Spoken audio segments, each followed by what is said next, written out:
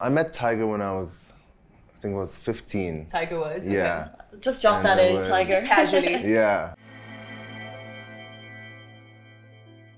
Hello everyone, welcome to this week's episode of the Lovin Show. Of course, I'm back with Shireen. Hi guys, how are you doing? And this week we are joined by the UAE's first ever pro national golfer, Ahmed Almusharakh. Hey. Welcome to the show. Good to be here. Welcome. I'm happy to be here. Thank you. Thank you for joining us. So you Absolutely. are a pro golfer, is that right? Yes, I am. And when did you become a pro golfer? I became a pro golfer, I think it was about 6 years ago. And I think I was just finishing up my college studies and spoke to my coach, and it was about time to just progress into the professional level. Did you finish up? How did you make the decision to actually go professional? I can't imagine that's an easy kind of decision to make. Yeah. Well, I did my 2 years in American University of Dubai, and I think it was just, I had to drop out. I wouldn't recommend it for any of the young guys out there, but it was just a personal choice for me. Yeah. And it just felt like the right time for me. Yeah. How did your parents feel actually about the decision? I think my dad didn't take it the way I wanted. Okay. I think he definitely wanted me to finish, but I think my mom was a bit more understanding and go for your dreams. go for your sort of a thing, dreams, yeah, go for your goals, and she's supporting me all the way, Okay. and my dad as well. Okay, love that. So you're really one of few Emirati golfers in the region at the moment that even competes on an international and Right. regional level. How did you get into golfing? What really kickstarted the whole thing? And when did you realize that this hobby had turned into a passion? Yeah, I started when I was 5 years old. I think Wow. my dad kind of got us, me and all my brothers got us into the game, Okay. and just kept playing and practicing with a golf instructor, just as every other young guy would do. And I think when I was 13, that's when I started competing in tournaments and the junior tour around here. And I just fell in love with the competition. I think that's what really got me into it. And you start to improve. You start winning all these little Challenging yourself. kid tournaments. Yeah, you start challenging yourself. And I think when I was 15, I progressed into the UAE junior team. And from there, I progressed into the UAE national team. Okay. So it just kept going step by step, and here I am in the professional level, and I think just want to move forward from there. So it's been an incredible journey so far, and just really looking forward to the future. Love that. But I have just one question. So you said your father got you and your brothers into this. Yeah. Was he a professional, or is he a professional as well, or was this just a hobby? It was just a hobby for him, Okay. yeah, because he used to play tennis at the Dubai Creek Golf Club, Okay. and that's where the golf course was already there, and I think he just saw the golf course and wanted to give it a try, and Amazing. he kind of So it was really sort of meant for you in essence. It was meant for me, yeah. That's cool. And I'd like to think that as well. Yeah. So yeah. And you've been doing it since you were 5, and obviously Dubai, the landscape itself has changed so much over the last few decades. Has the golfing scene changed? Has there always been these top-class golf courses, or what have you noticed? I mean, it's definitely changed. It's definitely gone better, and it's evolved over the last few years. And there are European tour events in the country right now as well. Huge every year. Every year, some of the best players in the world come over here to compete. The Dubai Desert Classic, the HSBC Championship in Abu Dhabi, and DP World, and there's many other projects that I've heard about in the future as well. So, it's really exciting for the country, and I mean, I'd like to play in some of these in the future as well. What's your favorite golf course in Dubai? I think I would go with the Majlis at Emirates Golf Club. Yeah. Okay. I would have thought the Emirates Creek, Hills. since it's that's where it all began. But I'm sure that also holds a special place in your heart. It does. So you've played obviously big tournaments, and you've gotten to meet, I'm sure, top players in the industry. What was it like meeting them up close and personal? Do you have any specific stories? Yeah, I met Tiger when I think it was 15. Tiger Woods. Yeah. Okay. Just drop that in, Tiger. Just casually. Yeah.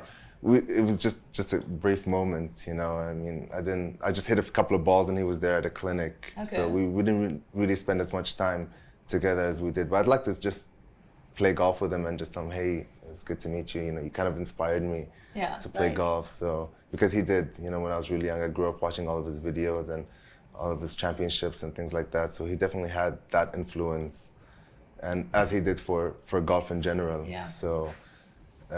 And there's many other players as well, but just I really just want to get out there and start competing. I think that's where I am right now. Yeah. So it's definitely changed over the last few years. What's next on your competing agenda? Like, what's the next season going to bring for you? Yeah, I'm competing at the MENA Tour next month, the Mediterranean and North Africa. And, you know, I'm really excited for that. That's the kind of the tour that we're playing around here with me and all the other guys as well. And we've got 5 tournaments, and that should close it out for the season. And we'll start again in January. Very cool. So you mentioned that this starts in October, which means your prep time starts really right about now. Yes, so I'm in training at the moment. How does that actually happen? How does your training process go? And in terms of, you know, golfer fitness, like how do you go about that Well, personally? yeah, it just kind of depends on how for me, it depends on how I'm feeling that day, but it's definitely things that are getting me closer towards my goal, which is to win a tournament. You know, whether it's you know, just spending some time on the golf course, or whether it's some time on the practice range, whether I need to work on a few technical things, or scoring, and you know, whether it's you know, some weights in the gym or some stretching. It really just depends on what I need to improve on that day, and I'll definitely apply it and try and see what comes the next day. You know, so kind of go with the flow a little bit. Nice. Would there be like a misconception about fitness in golfers? You know, because obviously it's not this high energy sport. But I mean, let's say for example, do you have to put in as much time in the gym as say tennis players or boxers? Do you think? I think I think it depends from person to person. I couldn't, you know, give a specific answer for that. You know, for me it's just pretty basic. But I think for tennis players and, you know, football players, they would definitely have a different program, because you know, it's maybe especially for football, since it would be more of a team sport. You know, with golf it's more of an individual sport, so it would vary from player to player. Yeah. What about mental preparation? Because it's such a mental game. It's you against a course for like 2 or 3 hours. Yeah. Is there any way you prepare for that? Yeah, I think that comes with the training in general. You know, usually I would put around 3 to 5 hours of golf during my day, because that's how long I would spend playing. I was about to ask that question too, like how many hours you put in. Like, for that's how long I spend playing a round of golf. Yeah. So that would, you know, that would be my concentration span for that round. So to make it as similar as possible to a golf tournament. So on almost a daily basis. On almost a daily basis, yeah. Amazing. It's a good. It's almost like a good form of meditation as well. I guess because of concentration. Exactly. Yeah. On that note, so golf can be intense, as you mentioned. How do you de-stress if not on the golf course? Like, what are your other ways that you de-stress when it gets definitely the beach. You know, spend some time on the beach. You know, plenty of sun. Yeah. And you know, family and friends is always good. Having some much booze. Having some much booze as well. Yeah. Okay. That's it. Cool. And all the other, a lot of food as well. Yeah, for sure. Emirati culture. Yeah. Talk to us about a lot of good food. Exactly. I think that's like everyone. It's a good way to like chill the mind. Exactly. Talk to us about career highlights. You've been professional for maybe 6 or 7 years. What's kind of that one defining moment for you so far? One defining moment, I would say when I was in the national team and I won the gold medal, individually and team, in Kuwait. And I think that's definitely has a special place in my heart. And I'd like to compete in the next Olympics as well as a professional for the UAE. That'll be great. Very nice. Cool. So I just want to touch base on earlier when you said, you know, your dad kind of introduced you and your brothers to golfing, and then you decided to turn pro with that. Obviously, I could assume he's very, very proud of you. Did he have kind of any advice for you as you were doing this, like when you turned pro, that has kind of stuck in your mind?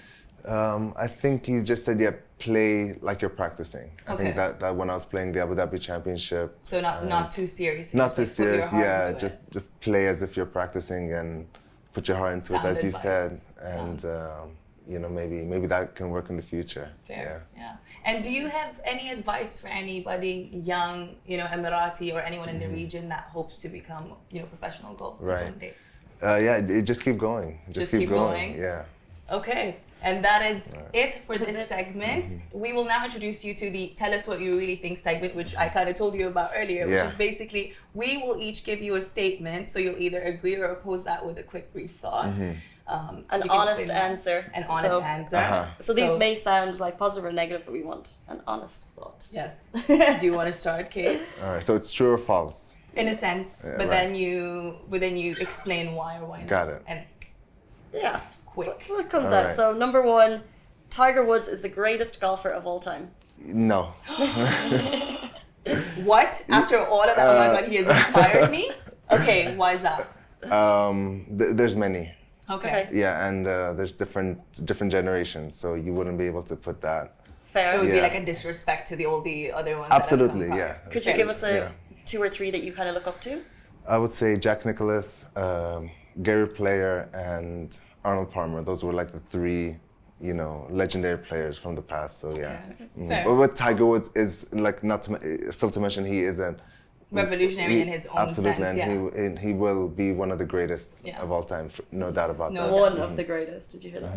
One of keywords, keynotes. Anyway, so social media is a good way to build your brand. Thoughts on that? Yes, Yes. it is. And It's just a great way to market yourself, Yeah. and to expand as That's a person. true. Mhm. That's true. so we'll be watching your account. to Yeah, see I'll if be any- watching yours also. Yeah, for that. sure. Kids don't play enough sport. They do. They do? Yeah. Okay. True. True. Okay. Cool. Golf is too boring for millennials. False. Why is that? Beca- Defend golf. because- Defend golf right now. Because I love golf. Yeah. Okay. And as kind of things modernize over the next few years, there was an interesting article in The Guardian recently that said that golf could become outdated. What do you say to that? Yeah. Yeah. It definitely can in the future. Mhm. Really, you don't think that it could? There are certain aspects or qualities to golf that could, withstand the test of time. Seeing as you. No, because the way it's evolving now, I definitely think it can only get better. Trying to get better. Hopefully, yeah. Okay. And final one, coffee makes the world go round. Random. Just Yes. throw it in there. Coffee. You're a coffee Yeah, person. I'm a coffee person. We love that. No doubt. We stand coffee people all the way. And that is How it. we're smiling right That's now. how we're smiling. Literally, second round up after this. Thank you Okay. so much, Thank Ahmed, you. for joining Thank us. you, Thank you. And guys, this will be live on our Facebook pages, Twitter, YouTube, and all the other social media channels. We'll also link to his social media profiles below. So stay tuned for his upcoming tournaments. And thank you again for Thank joining you. us in Thank today's you. Lovin Show. And that is it for us today, guys. See you next week. See you.